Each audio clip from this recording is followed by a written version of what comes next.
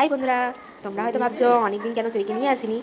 চৈকে তোমাদের সামনে না দেখাতে পেরে খুবই খারাপ লাগছে, বা না নিয়ে আসার পিছনে একটা কারণ আছে। কারণটা তো তোমাদের অবশ্যই জানাবো, তার আগে চৈয়ের একটু খেলা দেখে নাও। চৈ তো আজ একা একাই খেলছে, ওর খুব বড় লাগছে। তোমরা যদি খেলতে চাও তাহলে তাড়াতাড়ি চলে এসো। চৈ যেমন একা একা খেলছে, তেমন কিন্তু ও ওয়েটও করছে। কিসের জন্য ওয়েট? ওর মাসির জন্য। আজ ওর মাসি আসবে।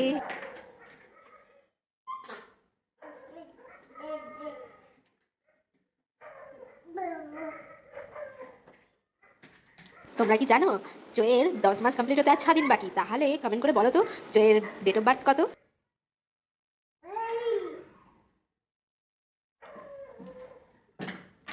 অ্যাকচুয়ালি এতদিন লেট হলো তোমাদের সামনে চৈকে আনতে, কারণটা আমার তো এক্সাম আছেই, আমি একটু এক্সামের প্রিপারেশন নিচ্ছি।